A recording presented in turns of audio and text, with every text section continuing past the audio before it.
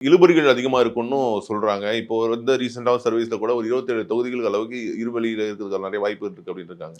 இழுவரிகள்லாம் ஒண்ணுமே இருக்காது. காலையில ஓப்பன் பண்ண உடனே ஒரு 1/2 மணி நேரத்துக்கு வந்து டிவிகே ஃபர்ஸ்ட்ல இருக்கும். ஏன்னா அந்த எல்லாருக்கும் போஸ்டல் ஓட்டு.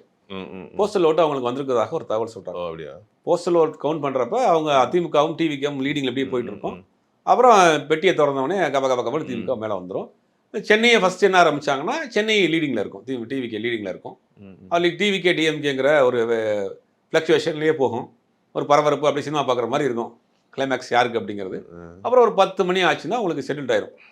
திமுக 150, 160 மேல லீடிங்ல போயிட்டு இருக்கு. 10,000, 20,000 நமக்கு அப்படி பெட்டி என்னன்னு அப்படி வந்துட்டே இருக்கும். ம், ம். ரூரல்ல வர்றப்ப வரும். இதுதான் அன்னைக்கு நடக்கும். இதுதான் நடக்கும். போறவங்க டிவி பார்க்குறவங்க இதை மைண்ட் செட் பண்ணி வச்சுக்கோங்க. ஜெயிச்சிட்டோம்னு யாரும் ஆடிடாதீங்க, தோத்துட்டோம்னு யாரும் சோர்ந்து போயிடாதீங்க. அன்னைக்கு வந்து ஃப்ளக்சுவேஷன்லயே போகும். 4 4 கார்னர், 5 கார்னர்லாம் அப்படியே ஃப்ளக்சுவேஷன்லயே போகும். ரொம்ப இன்ட்ரெஸ்டிங்கா இருக்கும். அது ஒரு கேமா பாருங்க. ஒரு கேமா உட்காந்து வீட்டில் வந்து கிரிக்கெட் மேட்ச் பார்க்குற மாதிரி பாருங்க. யாரும் ஃபீல் பண்ணிடாதீங்க.